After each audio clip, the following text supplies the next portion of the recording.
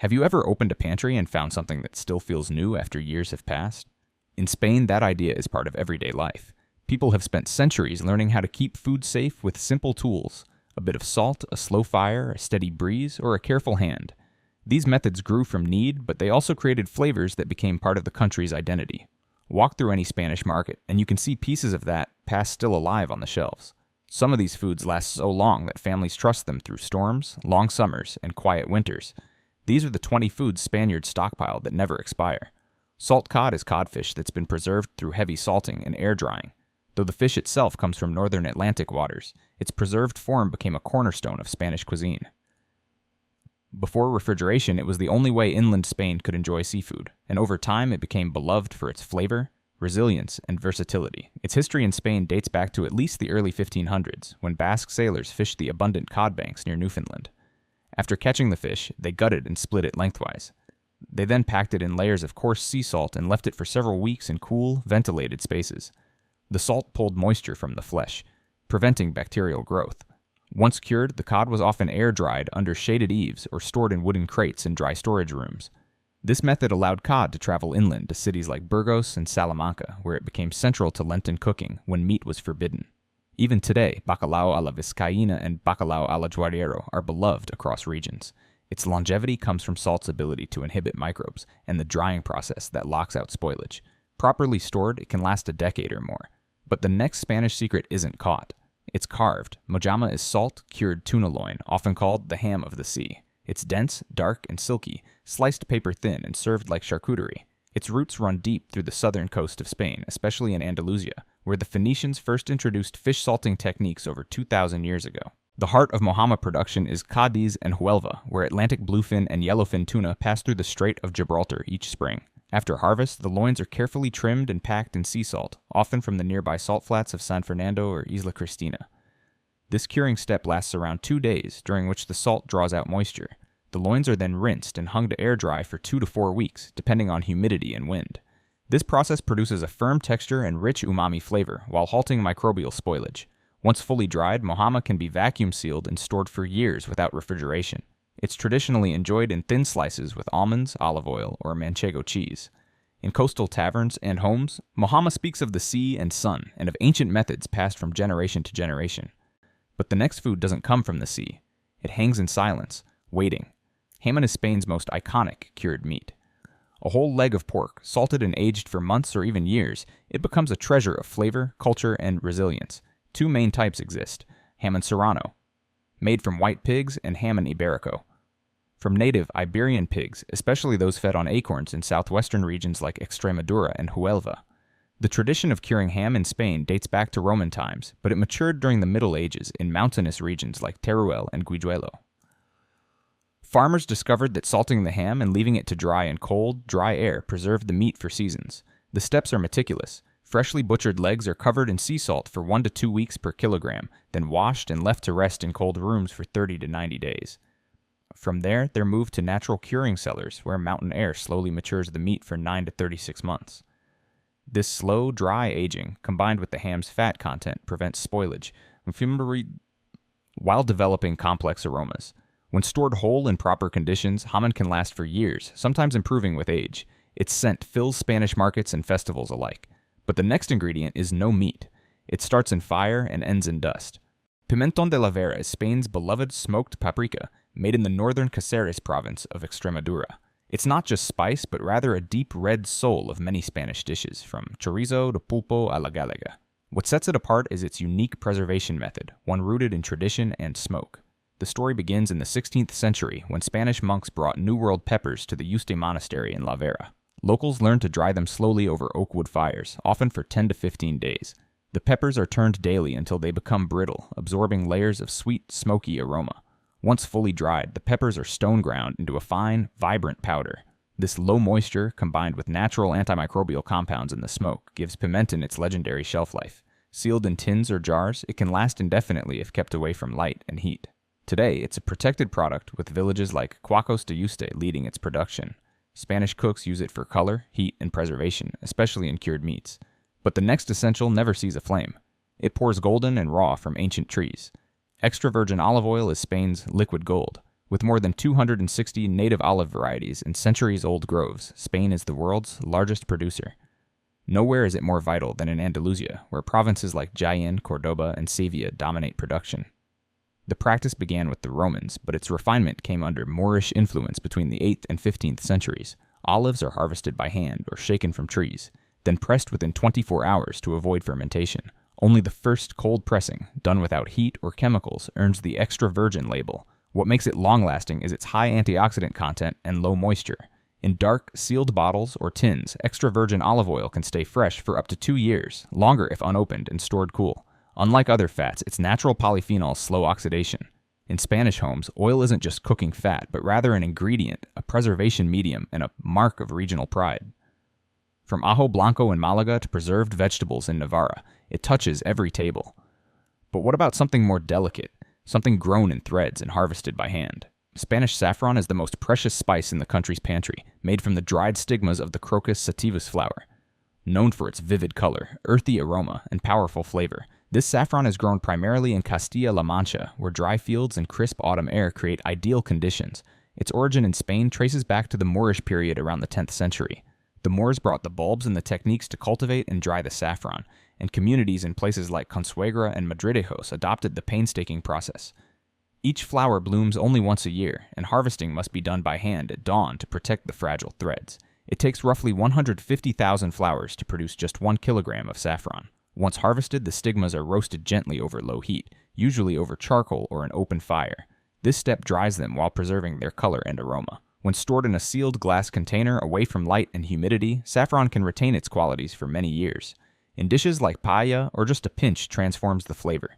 Spanish families treat it as treasure, often kept in small wooden boxes in the back of the pantry. And while it's rare and delicate, the next food is hearty and humble.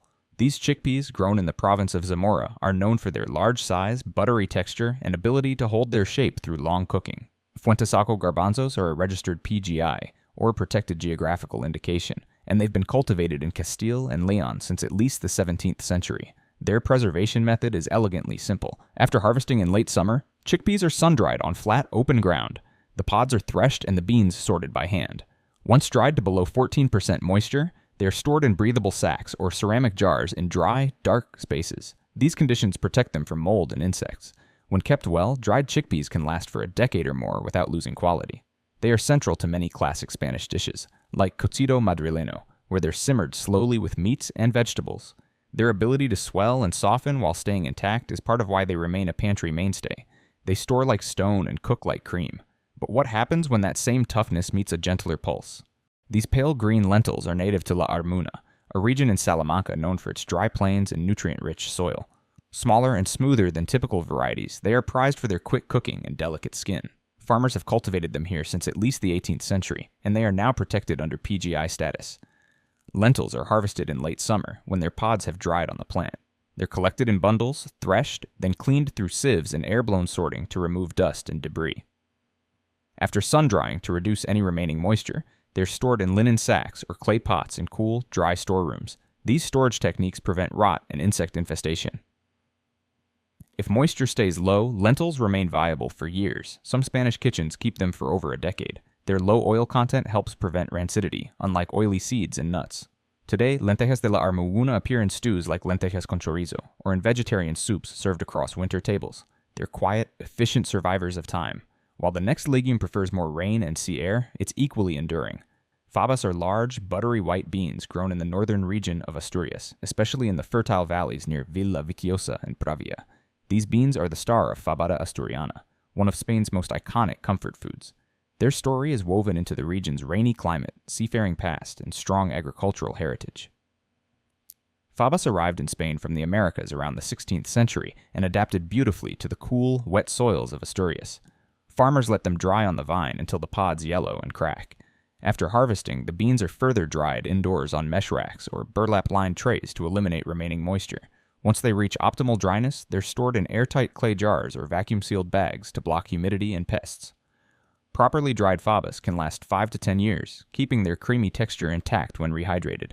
Their gentle flavor and meaty consistency make them ideal for stews thick with morcilla, chorizo, and panceta. Their size, like their flavor, grows with soaking. And from rich bean dishes, we move to a food shaped in caves and aged in silence. Queso manchego curado is a hard sheep's milk cheese aged for at least 6 months, originating from the La Mancha region, home of windmills, open plains, and Don Quixote. Made exclusively from milk of the Manchega sheep, it has roots as far back as the Bronze Age, with archaeological evidence of its production found in the Iberian Plateau. The milk is curdled using natural rennet, then pressed into cylindrical molds with a zigzag rind pattern, traditionally from woven esparto grass. The wheels are salted in brine, then aged on wooden shelves in caves or cellars with controlled humidity.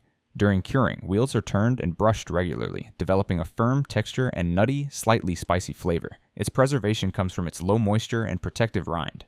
Manchego curado, when kept whole in wax or vacuum sealed, can last several years. Even once cut, it keeps well in olive oil, another traditional method to prevent drying and mold. In Spanish homes, it's served with membrillo or quince paste, or grated over stews and pastas. It's a mark of rural heritage and pride. And while it's rich and savory, the next food offers sweetness drawn from stone and flour.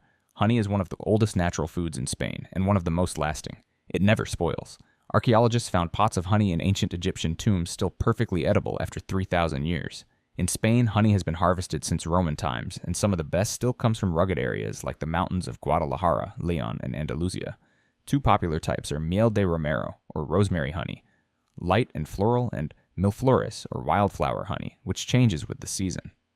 Spanish beekeepers harvest in late spring and again in early fall. The honey is spun from combs using simple centrifuges, then strained and bottled raw. No heat, no chemicals, but just thick golden liquid poured straight from hive to jar. What makes honey last forever? Its low water content, high acidity, and natural enzymes from bees stop bacteria from growing. Store it in glass, seal it tight, keep it cool, and it will outlast almost everything else in your pantry. In Spain, it sweetens tea, glazes meats, and fills pastries like pestinos during Holy Week. Have you ever tasted thyme in a spoon? And from sweetness, we turn to the most ancient seasoning of all. Salt is the foundation of preservation, and in Cadiz, it's pulled straight from the Atlantic sun. The salt flats of the Bay of Cadiz, dating back to Phoenician times around 1100 BC, are still in use today. These coastal salt ponds stretch across places like Sanlúcar de Barrameda and Puerto Real, where families have worked the same waters for generations. The process is simple, but slow. Seawater flows into shallow pools called salinas. The hot sun and dry winds of Andalusia evaporate the water, gradually over weeks. Salt crystals form and are raked by hand. After drying under shelter, the salt is sorted, fine, coarse, or flaky flor de sal. This method produces pure, mineral-rich salt without additives. Since salt itself is a natural preservative, it doesn't spoil. Kept dry, Cadiz sea salt can last forever, maintaining its clean, briny flavor. It's used to cure olives, cheese, fish, and meats, sometimes even layered under ham and legs during curing. Salt preserves everything around it. But what happens when the food is sealed in it? Tuna preserved in olive oil is a Spanish pantry classic. Unlike mojama, which is dried, this tuna is gently cooked and packed in golden oil, sealing in its flavor for years. It's especially popular in Galicia and Cantabria, regions known for their fishing ports and canning factories since the 19th century. The tradition began around 1840 in Santona, where the first Spanish tuna cannery opened. After catching albacore or yellowfin, the fish is cleaned, cut, steamed, and packed into sterilized glass jars or tin cans. Olive oil is poured in to cover every surface, and the containers are sealed and heat-treated. This method keeps out air and microbes, while the oil prevents drying. Unopened, these jars can last up to 5 years or longer without refrigeration. The tuna becomes softer and richer as it ages. Today, it's eaten in empanadas, salads, or simply on bread with a slice of piquillo pepper. It's the kind of food you trust when everything else is gone. And now we open the next tin, but it's smaller, bolder, and packed with history. Sardines in olive oil are small, strong, and full of life. Spain has been preserving sardines since the 1800s, especially in coastal towns like Vigo and Cadiz. Back then, fish spoiled fast. But once canning became common, everything changed. Sardines are caught fresh, usually in late summer, then cleaned, lightly fried, or steamed, and placed into cans. Each can is filled with olive oil or spiced marinades, then sealed and sterilized using high heat. This kills bacteria and locks in flavor. Properly canned, sardines last 5 to 10 years, often improving with age as flavors deepen. Spanish brands like Ramon Peña or Ortiz are known worldwide for their quality. People don't just eat them, they collect them. In Spain, sardines are part of tapas, tostadas, or eaten straight with lemon. They're strong, they're simple, they're ready when you are, while the next ingredient waits on a different kind of fire. one found deep in the pepper fields, smoky and slightly spicy, and unlike many peppers, they're almost always eaten roasted and preserved in jars. They've been a part of Navarrese cuisine since at least the 17th century. The harvest begins in September. The peppers are hand-picked, roasted over open flames, then peeled by hand, never washed to keep the flavor strong. After cleaning and de-seeding, they're packed into glass jars or tins, sometimes with a bit of salt or olive oil. No vinegar, no artificial preservatives. The fire roasting adds smokiness while removing moisture. Sealed and stored in a cool place, piquillo peppers last years. Some say the flavor gets richer over time. They're served stuffed with meat, cod, or cheese, or sliced into salads and sandwiches. Every jar carries a bit of fire and field. The pepper has fire, but the next vegetable hides in a flower. In the fertile lands of Navarra, the town of Tudela has grown some of Spain's best artichokes since the 12th century. These aren't just any artichokes. They're small, tender, and full of flavor, protected under the PGI label Alcachofa de Tudela. Their growing season runs from late October through May, but thanks to traditional preservation, they stay on shelves year-round. After harvesting, the artichokes are cleaned, trimmed, and blanched briefly in boiling water. Then they're packed into glass jars with water, lemon, and a pinch of salt, sometimes with olive oil. The jars are sealed and heat-treated to remove bacteria and air, a method developed in Spain in the early 1900s as home canning spread through rural areas. This simple process preserves their flavor and color without artificial additives. Kept sealed and cooled, they can last several years. In Navarra, they appear in stews like minestra or grilled with jamón. In tapas bars, they're served on toothpicks with anchovy or tuna. They're soft, earthy, and always ready. And while these vegetables grow close to the ground, the next treat comes from the trees, shaped by sun, salt, and time. Olives are a cornerstone of Spanish life. They're harvested by hand, served at every table, and preserved in ways that go back to Roman times. In places like Seville and Cordoba, the manzanilla and gordal varieties are famous, small and briny, or large and meaty. They're often picked green, cured, and packed in brine so they last for years. Olives are picked from September to November. The bitter taste is removed by soaking in water or lye for several days, then rinsing and transferring them to saltwater brine with herbs, garlic, or lemon. This fermentation changes their flavor and texture, while the salt water preserves them naturally. By the 1st century AD, olive curing was described in Roman texts, and today's methods aren't much different. Gordal olives, nicknamed the fat ones, are firm and perfect for stuffing. Manzanilla olives are smaller, smooth, and known for their snap. Stored in sealed jars or tins, these olives stay good for years if kept cool and dark. Some families even preserve their own each fall and pass down the jars. They're Spain in a bite. But what happens when you dry the water out of food completely? Bomba rice is short grain rice grown mostly in the Levante region, especially in the wetlands of Valencia and Murcia. It's the rice behind real paella. Known for absorbing 3 times its volume in liquid without breaking, it's been cultivated in Spain since the 10th century when the Moors brought rice farming to the Iberian Peninsula. Bomba rice is harvested in September. Once cut, it's sun-dried in fields or mechanical dryers until the moisture content drops below 14%. Then it's milled and stored in paper or cloth sacks that allow air to circulate. When kept in a dry, cool place, this rice can last indefinitely. Because of its dryness, low oil content, and tight outer structure, bomba rice resists rot and insect damage. In fact, unopened sacks stored in the right conditions are still edible after 10 to 15 years. That's one reason it's favored for emergency storage. In Spain, it's the foundation of paella valenciana, arroz al horno, and dozens of other regional rice dishes. It holds broth like a sponge but stays firm on the plate. It's quiet, white, and powerful, and while rice absorbs water, the next pantry item pushes it away with wine. Red vermouth, or vermou as it's called in Spain, is a fortified, spiced wine that's been part of Spanish afternoons since the late 1800s. Though its origins lie in Italy, Spaniards made it their own, especially in Rios, Catalonia, and Madrid, where vermouth bars became popular in the early 20th century. Spanish red vermouth is made by blending red wine with caramel, botanicals like wormwood and orange peel, and extra alcohol to preserve it. Once mixed, it's aged in barrels or steel tanks and then bottled.